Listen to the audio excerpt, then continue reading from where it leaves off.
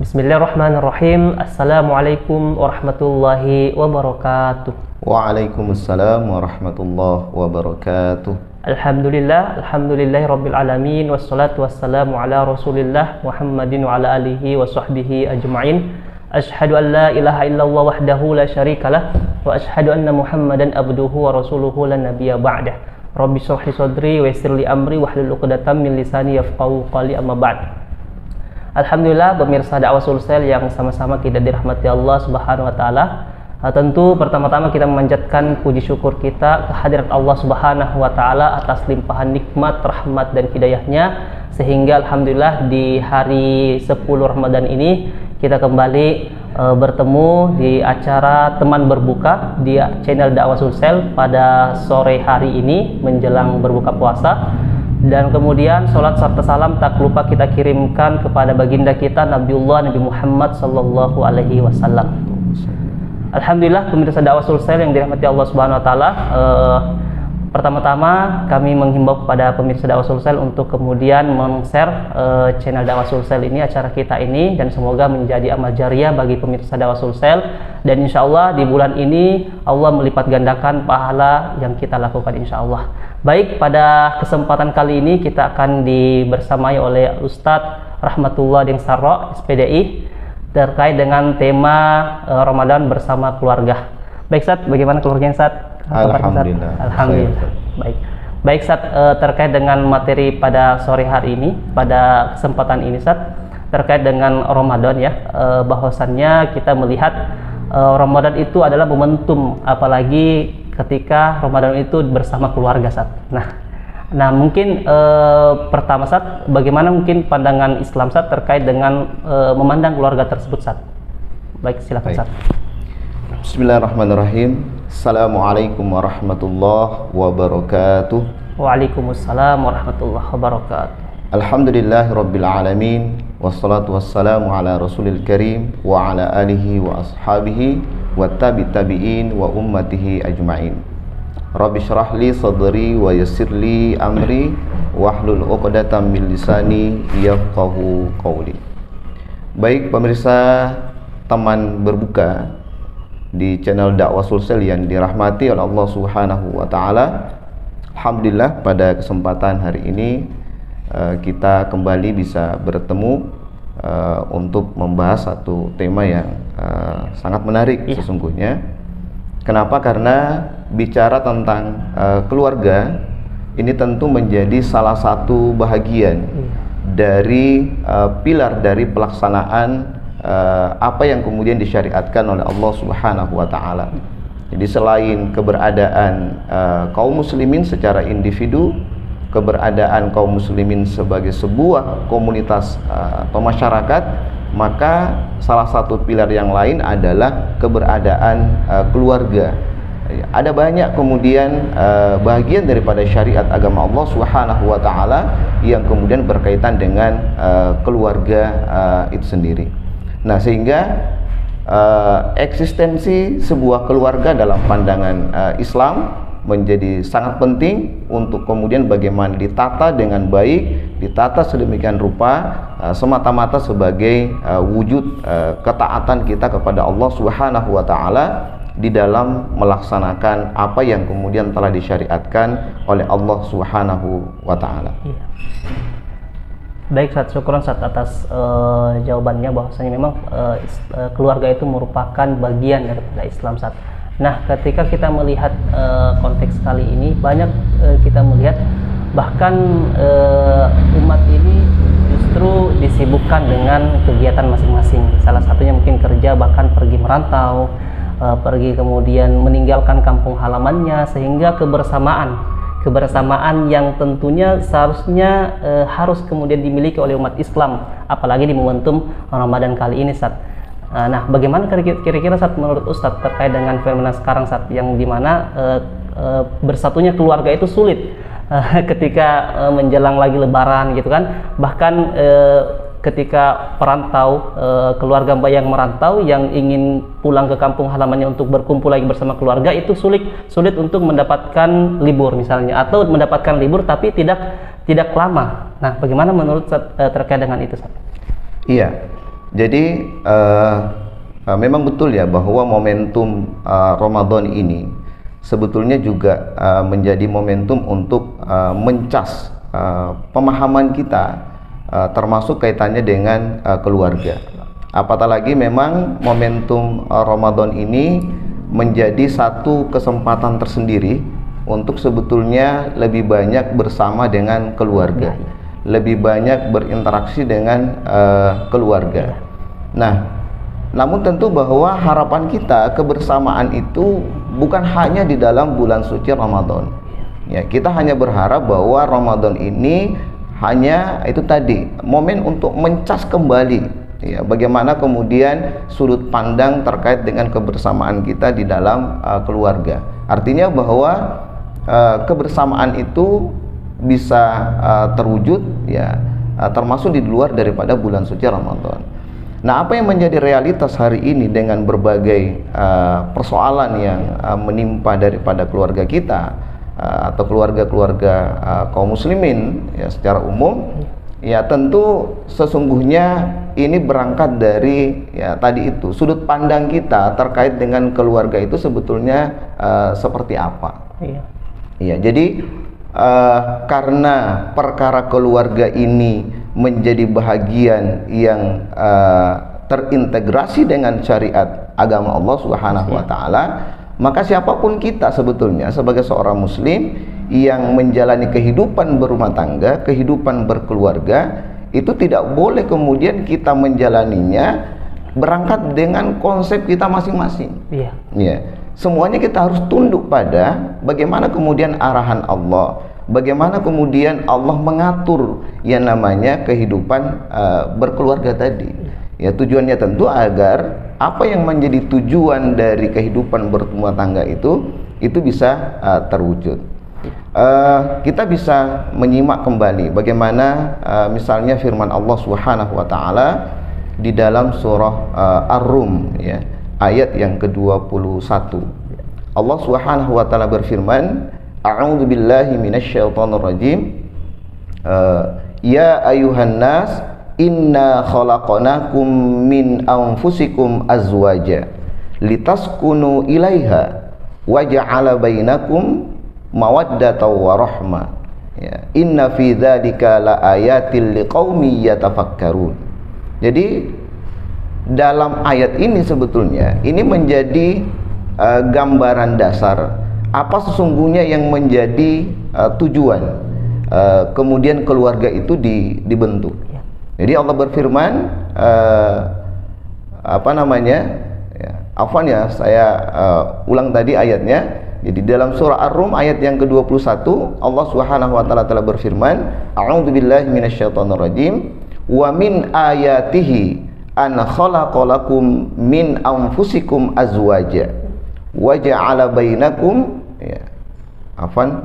saya ulang kembali ya. Wa min ayatihi an khalaqalakum min anfusikum azwaja litaskunu ilaiha wa ja'ala bainakum mawaddatan wa rahmah inna fi dzalika laayatil liqaumin yatafakkarun. Jadi Allah berfirman bahwa dan di antara tanda-tanda kebesarannya adalah bahwa Dia menciptakan pasangan-pasanganmu dari jenismu sendiri. Ya. Dan Dia menjadikan di antara kamu rasa cinta dan kasih sayang. Ya. Ya. Ya. Jadi, ya, saya ulang terjemahannya.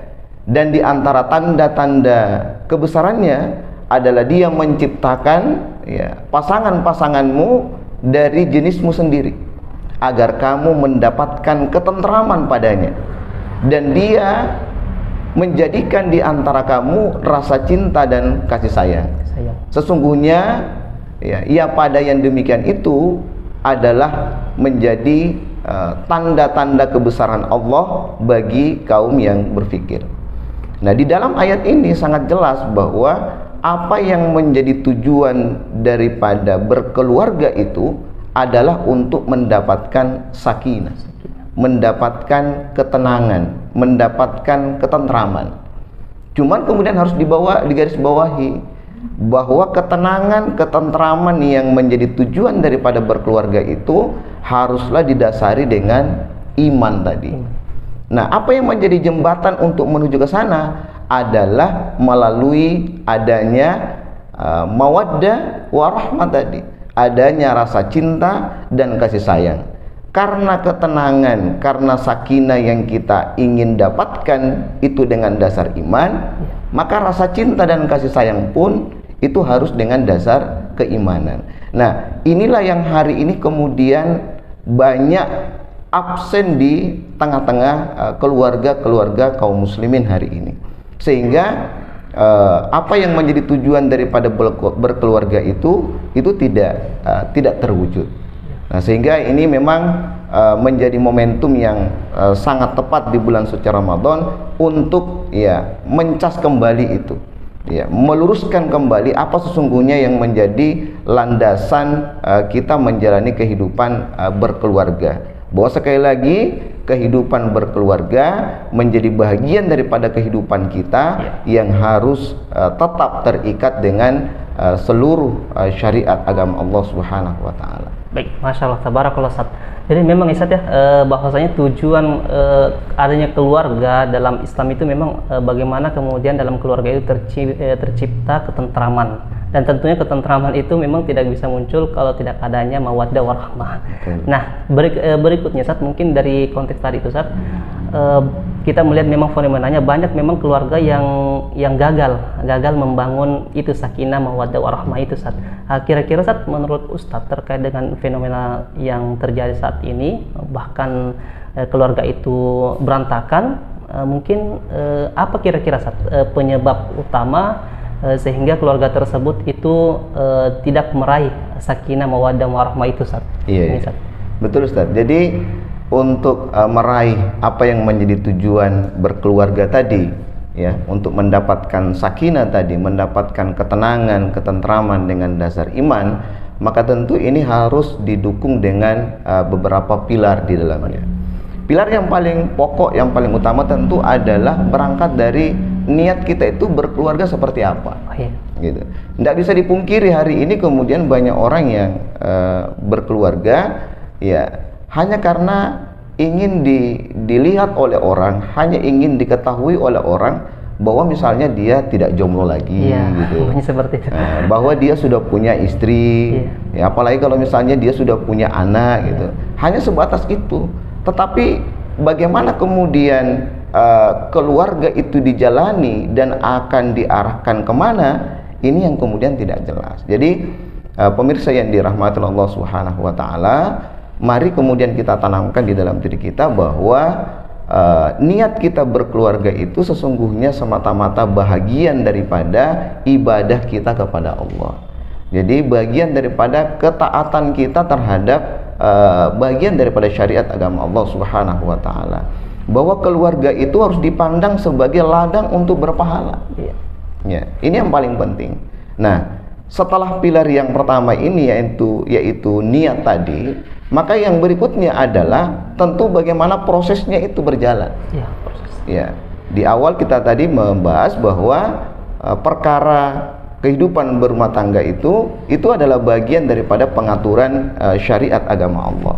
Maka tentu agama kita sebagai agama yang sempurna itu sudah punya konsep, sudah punya perangkat yang jelas bagaimana kemudian menjelaskan apa misalnya yang menjadi kewajiban, apa yang menjadi kewajiban suami, apa yang menjadi kewajiban istri, apa yang menjadi kewajiban anak, dan sebaliknya pun demikian, apa yang menjadi hak bagi suami, apa yang menjadi hak bagi istri dan anak pula begitu juga.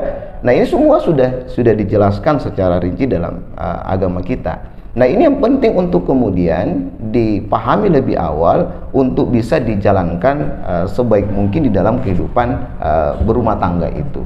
Jadi sangat indah bagaimana Rasulullah Shallallahu Alaihi Wasallam menggambarkan misalnya dalam konteks berumah tangga itu bahwa semua komponen rumah tangga itu punya tanggung jawab masing-masing. Misalnya ketika Rasul bersabda, ar-rajulu ra'in fi ahlihi wa huwa mas'ulun. Jadi laki-laki itu, kata Rasul, suami itu adalah penanggung jawab ya, pengurus bagi keluarganya, dan dia akan diminta pertanggungjawaban. Nah, sama halnya dengan istri. Kata Rasul, wal mar'atu ra'iya fi baiti zaujihi. Ya. Jadi istri itu adalah penanggung jawab bagi rumah dari suaminya, dan semuanya pun akan dimintai pertanggungjawaban. Sebagaimana anak pula demikian. Jadi ini yang penting untuk lebih awal dipahami apa yang menjadi hak dan kewajiban masing-masing. Nah, yang berikutnya yang tidak kalah pentingnya juga untuk mendapatkan satu perjalanan hidup berkeluarga yang baik, ya, maka di dalamnya juga harus dibangun kesamaan pemikiran. Ya, paling tidak dari suami dan juga dengan istri harus punya pemikiran yang sama. Kita ini berkeluarga untuk apa dan bagaimana kita menjalaninya, harus punya kesamaan. Dan pemikiran ini tentu bukan pemikiran berangkat dari pemikiran masing-masing, tapi lagi-lagi kita harus dipandu dengan agama Allah Subhanahu wa taala. Kemudian perasaan. Jadi apa yang kemudian menjadi kecintaan, apa yang kemudian dibenci, apa yang disayangi, apa yang tidak, dari semua komponen keluarga ini, itu harus mengacu kepada apa yang menjadi standar kecintaan, apa yang menjadi standar kesayangan Allah Subhanahu wa taala. Maknanya bahwa dalam kehidupan berumah tangga harus punya kesamaan perasaan. Ya, benci dan cintanya kita, ya, suami istri dalam keluarga, itu harus sesuai dengan apa yang menjadi benci dan cintanya Allah Subhanahu wa taala. Nah, saya kira ini beberapa pilar penting yang harus diperhatikan agar kemudian perjalanan kehidupan berumah tangga itu bisa dijalani dengan baik hari ini. Baik, Masya Allah, sahabat pemirsa dakwah sukses yang dirahmati Allah SWT, semakin menarik ya pembahasan kita pada kesempatan kali ini. Jadi terkait dengan Ustadz bahwa pilar-pilar yang harus diperhatikan dalam membangun keluarga, dan itu saya melihat masih dalam lingkungan diri pribadi atau lingkungan internal. Nah, dan juga saya melihat dari fenomena, dan mungkin juga Ustadz melihat fenomena keluarga dewasa ini, itu kemudian banyak juga yang misalnya keduanya paham agama, keduanya kemudian istilahnya taat beribadah kepada Allah dalam konteks mungkin spiritual dan sebagainya. Namun banyak juga yang ternyata gagal dalam membangun keluarga. Apakah kemudian ada faktor di luar daripada apalagi dari keluarga tersebut yang kemudian dapat mempengaruhi gagalnya membangun keluarga tersebut, Ustaz? Iya. Mungkin Ustaz silakan di. Baik. Jadi pemirsa dakwah Sulsen yang dirahmati Allah Subhanahu wa taala, memang betul bahwa keluarga itu hanya menjadi bagian daripada kehidupan bermasyarakat. Kita tidak bisa hanya memfokuskan perhatian kita hanya pada konteks kehidupan berkeluarga. Kenapa? Karena apa yang menjadi realitas kehidupan bermasyarakat itu sangat berpengaruh, sangat berimbas bagaimana kemudian tantangan yang akan kita hadapi di dalam membangun keluarga kita.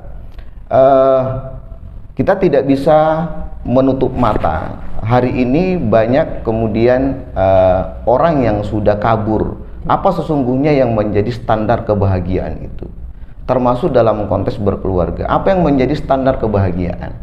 Kita bisa lihat di kalangan orang-orang barat hari ini, dan ya tentu siapapun yang kemudian meniru cara berpikir seperti itu, bahwa kebahagiaan itu seolah-olah bertumpu pada sejauh mana kemudian kita bisa memenuhi apa yang kita inginkan. Jadi anggapan banyak orang bahwa orang yang semakin bisa memenuhi semua keinginannya, maka dialah orang yang bahagia. Gitu.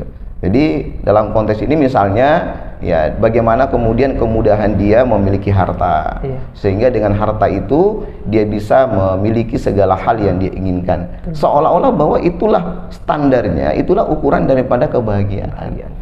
Saya ingin membacakan salah satu firman Allah Subhanahu wa taala. Jadi Allah Subhanahu wa taala berfirman, alladzina amanu wa amilus sholihat fatuba lahum wa ahsanu ma'ab. Jadi kata Allah bahwa orang-orang yang beriman dan beramal solih, ya, fatuba lahum, maka kebahagiaanlah bagi mereka. Wa ahsanu ma'ab, dan tempat kembali yang baik.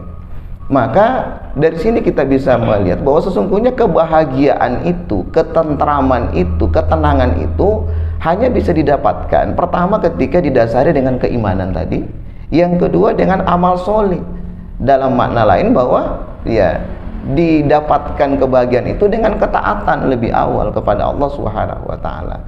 Nah, artinya bahwa kehidupan berkeluarga, kehidupan berumah tangga hanya bisa mendapatkan kebahagiaan itu tatkala kemudian kehidupan berumah tangga ini dibangun dengan dasar iman, kemudian di dalam perjalanannya rumah tangga ini dijalani dengan ketaatan kepada Allah Subhanahu wa taala. Keluarganya menjadi keluarga yang taat kepada Allah, suami yang taat, istri yang taat, anak yang taat, semuanya hanya kepada Allah Subhanahu wa taala. Di saat itulah kemudian kita bisa berharap kebahagiaan. Ya, jadi ini yang pertama.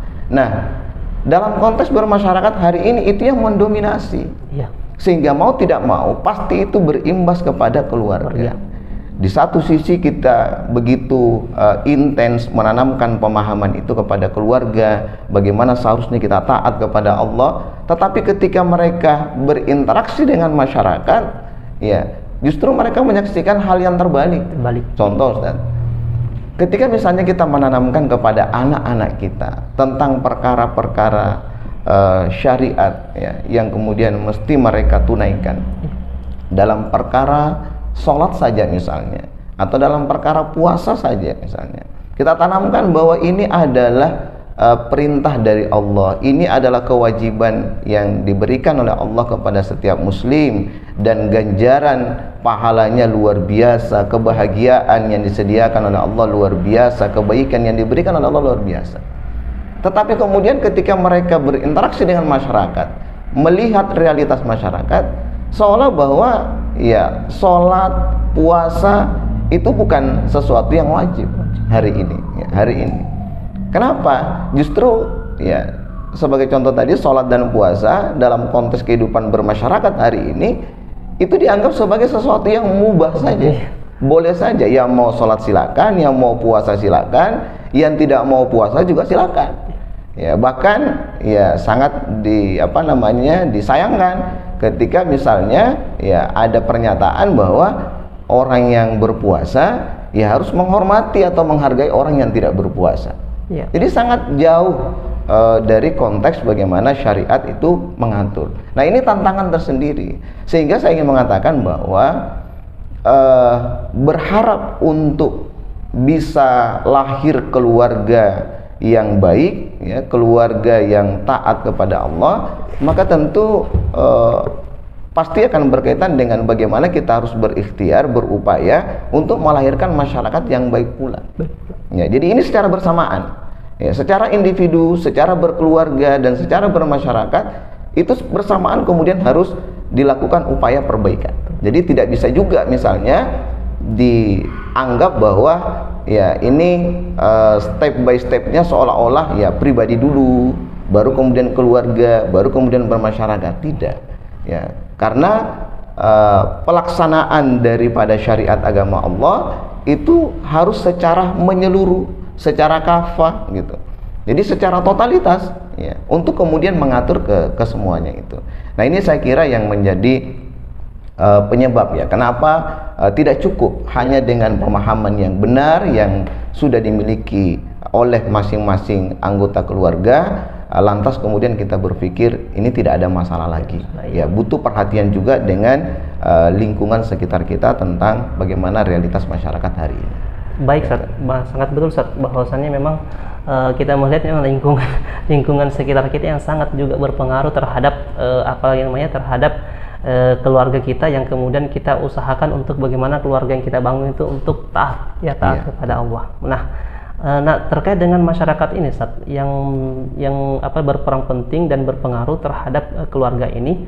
Nah, apakah kemudian kita kan berusaha untuk bagaimana masyarakat ini menjadi masyarakat Islami, dengan menerapkan syariat Islam secara kafah, agar kemudian keluarga-keluarga yang hidup di dalamnya itu juga kemudian mendapatkan tadi itu sakinah, mawaddah, warahmah, karena didukung dengan lingkungan sekitar. Nah, Apakah kemudian dalam konteks saat ini yang kita hidup di dalam masyarakat beragam suku, beragam agama dan sebagainya, itu apakah kemudian syariat Islam ini kemudian apakah bisa kemudian menjadi apalagi standar dalam kehidupan bermasyarakat atau bagaimana Ustaz?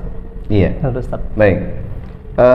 Secara umum ini penting untuk menjadi pemahaman dasar bagi kita bahwa di setiap apa yang disyariatkan oleh Allah Subhanahu wa taala kepada kita itu pasti menjadi bagian daripada kemampuan dan kesanggupan kita sebagai seorang manusia.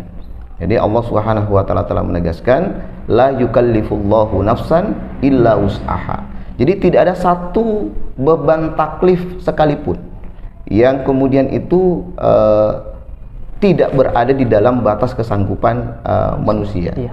Artinya bahwa semuanya pasti mampu kita lakukan, pasti bisa kita lakukan. Cuman memang kemampuan itu ya kadang beda-beda tipis dengan kemauan. Nah, gitu. Iya. Jadi ini yang menjadi persoalan sebetulnya. Jadi bukan persoalan kita itu mampu atau tidak mampu sebetulnya, tetapi yang menjadi persoalan umat hari ini apakah kita itu mau atau belum mau. Ya. Perkara yang dianggap sangat ringan sekalipun, kalau tidak ada kemauan, maka itu akan menjadi berat dalam pandangan kita. Nah, sehingga ini yang pertama harus ditanamkan di dalam diri kita bahwa pasti bisa, pasti mampu, dan kita pasti sanggup untuk kemudian menjalani kehidupan kehidupan kita itu sesuai dengan perintah Allah, ya, sesuai dengan syariat agama Allah, ya, termasuk tentu adalah kehidupan berkeluarga. Ya, sehingga momentum Ramadan ini sebetulnya memberikan pelajaran besar bagi kita, ya, termasuk dalam kehidupan berkeluarga, karena tentu di awal atau bahkan menjelang masuknya bulan suci Ramadan, salah satu yang mesti dipersiapkan di dalam keluarga itu adalah ya menyiapkan keluarga kita dengan merefresh kembali pengetahuan mereka, pemahaman mereka tentang Ramadan itu sendiri dan segala amal ibadah di dalamnya. Jadi butuh persiapan awal, yaitu dengan memberikan pemahaman. Nah, sama halnya ketika kita berharap bagaimana Islam itu ya diterapkan, diamalkan di tengah-tengah masyarakat gitu. Maka harus diawali dengan ya memberikan pemahaman yang benar, ya, pemahaman yang menyeluruh ya kepada umat hari ini tentang bagaimana Islam itu secara kafah, secara menyeluruh. Jadi pasti bahwa kita semua mampu, ya, di negeri kita, di tengah-tengah masyarakat kita hari ini pasti bisa dan mampu untuk kemudian diterapkan itu. Tinggal pertanyaannya apakah kemudian saat ini kita sudah mau, ya, untuk kemudian menjalankan itu. Baik Ustaz, Masya Allah, tabarakallah Ustaz atas penyampaiannya sangat luar biasa Ustaz, terkait dengan kebersamaan keluarga dalam bulan suci ini. Nah, baik Ustaz, mungkin terakhir ya Ustaz ya, bahwasanya memang kita melihat tadi kita sampaikan bahwa untuk membangun keluarga itu memang semata-mata untuk menjalankan syariat Allah atau beribadah kepada Allah Subhanahu wa taala dengan beberapa komponen di dalamnya yang kita harus laksanakan sesuai dengan syariat. Nah, mungkin Ustaz terakhir Ustaz sebagai kesimpulan mungkin Ustaz dalam materi kita Ustaz untuk untuk pemirsa dakwah Sulsel yang dirahmati Allah Subhanahu wa taala terkait dengan materi ini Ustaz, mungkin Ustaz atau closing statement Ustaz sebelum kita tutup. Iya. Baik, jadi di dalam momentum bulan suci Ramadan ini, kebersamaan kita dengan keluarga ini tentu menjadi sangat penting, ya, menjadi momen tersendiri untuk lebih banyak berinteraksi dengan keluarga. Sebagai penutup, saya ingin berpesan kepada kita semua dan tentu kepada diri saya pribadi bahwa ada satu perkara yang hari ini kadang terlupakan, ya, dalam konteks kebersamaan kita dengan keluarga gitu. Apa itu? Yaitu perkara keteladanan. Jadi perkara keteladanan sebagai pemimpin rumah tangga misalnya, ya, orang tua yang berada di tengah-tengah anggota keluarga ini harus betul-betul di dalam konteks kepemimpinan itu memperhatikan dalam aspek keteladanan. Kitalah yang lebih awal yang harus melakukan itu, dan setelah itu baru kemudian kita mengajak seluruh komponen keluarga ya yang lain.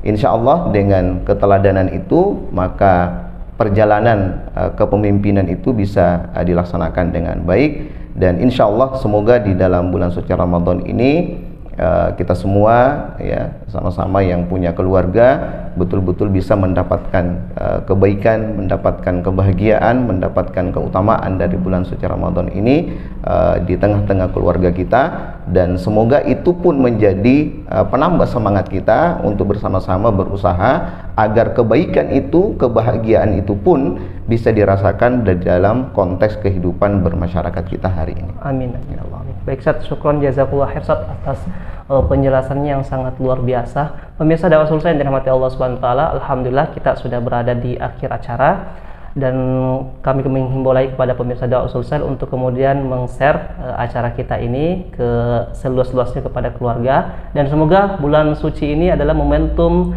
kita untuk meningkatkan ketakwaan kita dan kemudian meningkatkan interaksi kita kepada keluarga agar kemudian sakinah mawaddah warahmah itu kemudian menyelimuti dalam keluarga kita. Amin amin Allahumma amin. Baik, alhamdulillah kita sudah berada di akhir acara. Untuknya itu kami dari dakwah Sulsel yang dirahmati Allah Subhanahu wa taala kami tutupkan. Subhanallahi wa bihamdi asyhadu an la ilaha illa anta astaghfiruka wa atubu ilaik. Assalamualaikum warahmatullahi wabarakatuh. Waalaikumsalam warahmatullahi wabarakatuh. Di akhir saya blank kayaknya. Di akhir saya